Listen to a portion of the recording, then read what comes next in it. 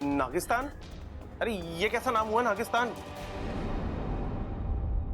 पिताजी मैंने पाकिस्तान सुना था, अफगानिस्तान सुना था, लेकिन नागिस्तान ये कौन सा देश है?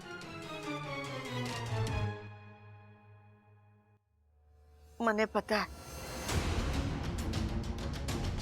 माँ, बचपन में हमारी नानी नागिस्तान की कहानियां सुनाया करती थी,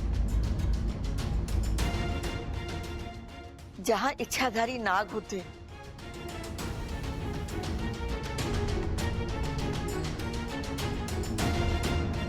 लेकिन वो ये भी कहती थी कि ये सब परी कथा है, ऐसा हकीकत में कुछ नहीं होता। होता है दादी, और हमें वही जाना है। नागू भी देव के मंदिर में पूजा करनी है, मुझसे माफी मांगनी है। हाँ, ये बात तो बब्बल भी बता रहा था, लेकिन एक बात हमारी समझ में नहीं आ रही, ऐसी हमसे कौन सी गलती हो गई जो हमारे साथ? मैं भी नहीं जानती, शायद अनजाने में कुछ हुआ। दादी, बब्बल जी को होने वाले अजीब से एहसास, नागों का घर में रोज आना जाना, और आज तो नाग ने मुझे ही काट लिया।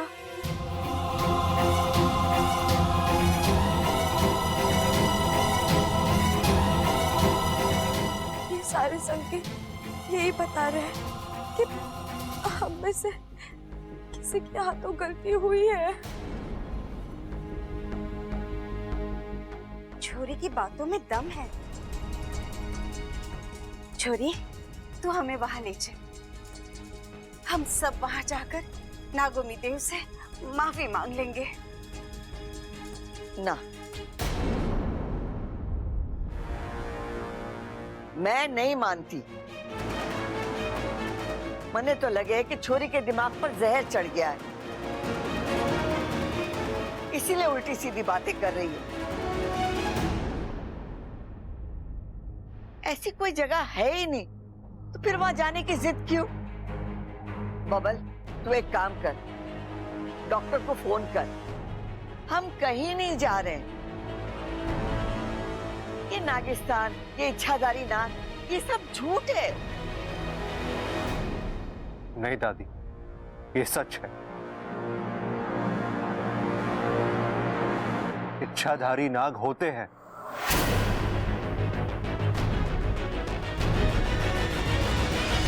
हाँ दादी, होते हैं। हमारे घर में ही दो हैं, एक बबल और एक मैं, और नागिस्तान तो हमारा मायका है। ये भाई, मायका औरतों का होता है, मर्दों का ससुराल होता है, या फिर ननिहाल होता है, ननिहाल। देख बबल, मैं सुनी सुनाई बात पर विश्वास करती नहीं। जो आंखों से देखती हूँ उसी को सच मानती हूँ।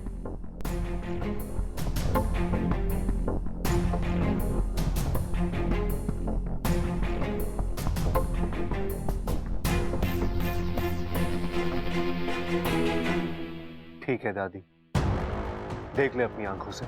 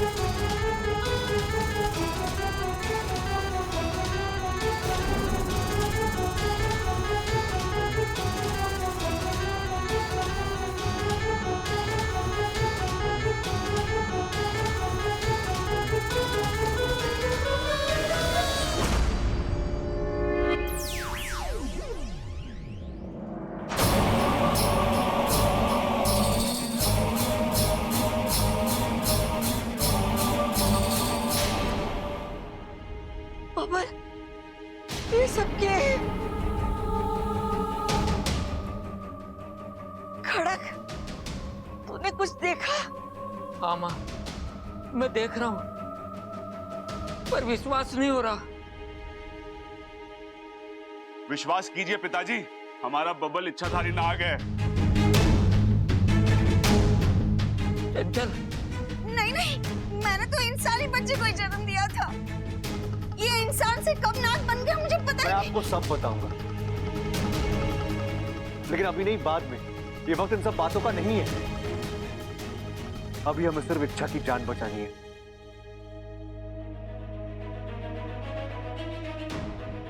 नागिस्तान चलते हैं। इच्छा, कहाँ है नागिस्तान?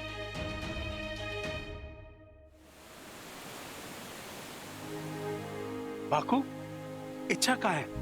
कैसी है वो? वो ठीक है, अपने पूरे परिवार के साथ नागिस्तान आ रही है।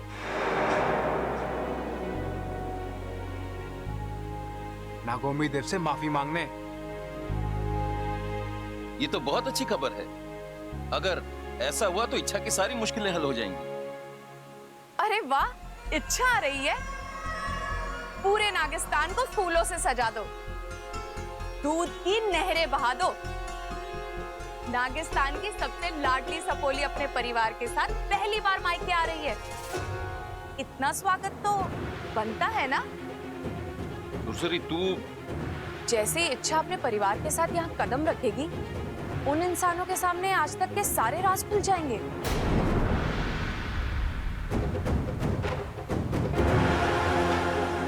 बबल को भी पता चल जाएगा कि उसकी शादी एक इच्छाधारी नागिन के साथ हुई है।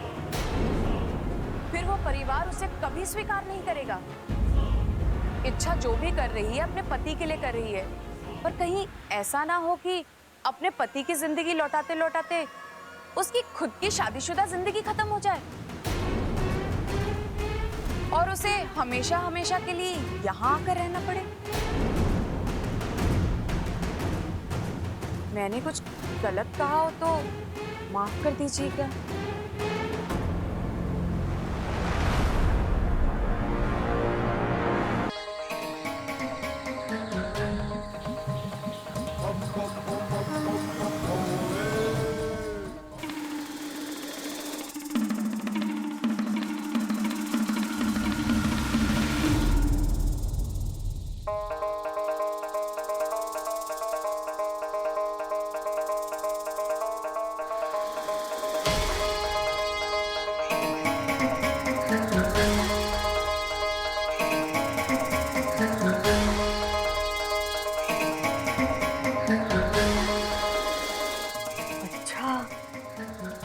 तो ये है नागिस्तान। मतलब नागिस्तान की कहानियां जो मैं बचपन में सुना करती थी, वो सब सच है।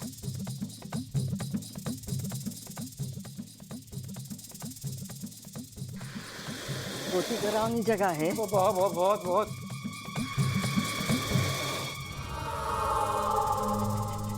खड़ा, बहुत ही डरावनी जगह है।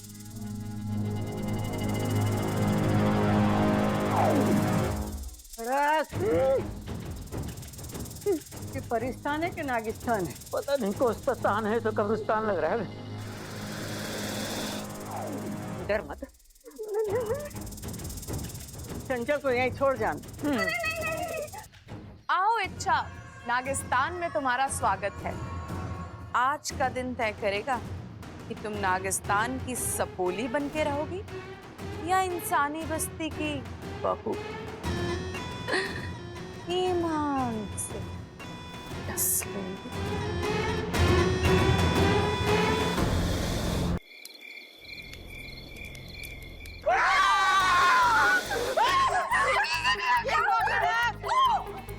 क्या हुआ?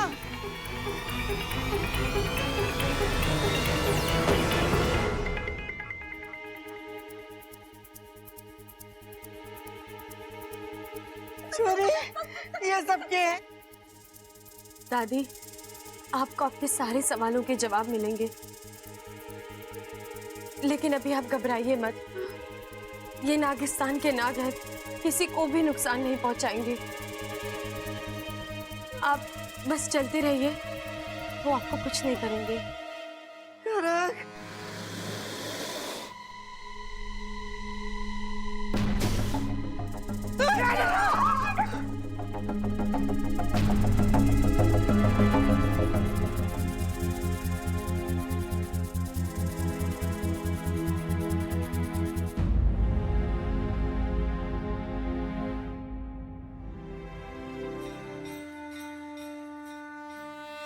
अरे मंदिर है। नागोमी देव के मंदिर में आप सभी का स्वागत है। यहीं पर पूजा करनी है आप सभी को। विराजिए। आप दोनों यहाँ आसन ग्रहण कीजिए। यहाँ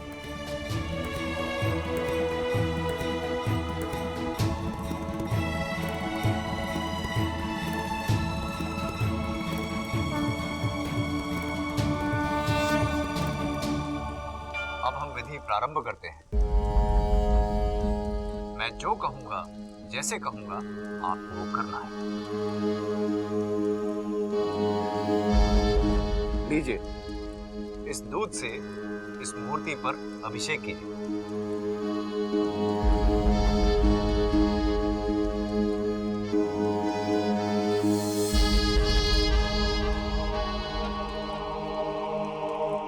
नागराजम नमस्तुभ्ये वरदे शेष रूपेण पूजारंभ करिष्यामि। नागराजम नमस्तुभ्यम वरदे शेष रूपेण पूजारंभ करिष्यामि। सिद्धिर्भवतु मे सदा।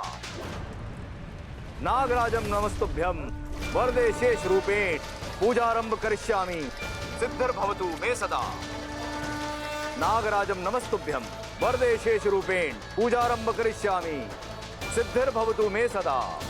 नागराजम नमस्तुभ्यम वरदे शेष रूपेण पूजारंभ करिष्यामि। सिद्धिर्भवतु मे सदा। अब आप सब लोग इस थाल पर बने ओम पर भभूत से ओम बनाना है।